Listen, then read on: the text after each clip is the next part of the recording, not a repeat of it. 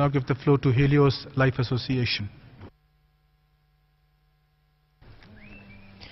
Mr. President, Excellencies, ladies and gentlemen, I have come here today to ask you to look for a moment with different eyes upon each other and at the reality around.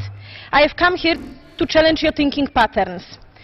Many situations have been taken up today, but according to me, there is no point in discussing about human rights until we understand that at the basis of all this, there is a question of awareness.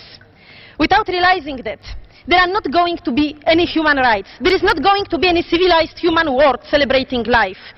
No end of conflicts, discrimination or mistrust, obviously no end of violence and no unity.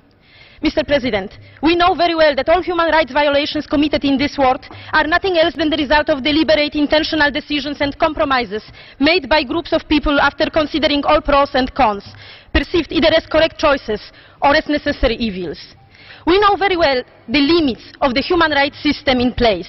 We know also what happens when strong faith and religious belief meet and crush human rights. Therefore, before we raise the voice against particular violations and call for bringing the violators to justice for the purpose of promoting, defending and protecting human rights, we should understand that more violations will come unless we provide an alternative thinking pattern. I want to raise again my call for a UN working group in charge for developing curricula and policies to foster an education for life and awareness. The pursuit of whatever we, human beings, are inherently entitled to is not about human rights, but rather about awareness. And awareness, Mr. President, can grow only together with the growth in love. I thank you. I thank you.